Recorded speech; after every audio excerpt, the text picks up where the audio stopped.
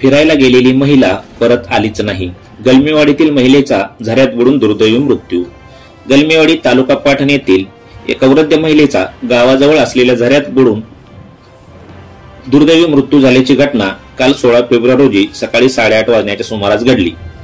दरम्यान ढेबेवाडी पोलिसात अकस्मात मृत्यू अशी या घटनेची नोंद झाली आहे। याबाबत पोलिसांकडून मिळालेली माहिती अशी की कुंभारगाव परिसरातील गलमेवाडी येथील सौ कलाबाई कृष्ण चोरगे ह्या सकाळी फेरफटका मारण्यासाठी घरातून बाहेर गेल्या, पण बराच वेळ झाल्या तरी त्या घरी न आल्याने त्यांच्या कुटुंबियांनी त्यांचा शोधाशोध केली असता जवळच असलेल्या स्मशानभूमीजवळ झऱ्यात त्यांचा मृतदेह आढळून आला।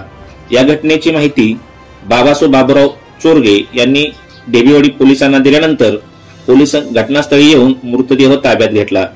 कराड येथील उपजिल्हा रुग्णालयात उत्तरीय तपासणीनंतर नातेवाईकांच्या ताब्यात दिला।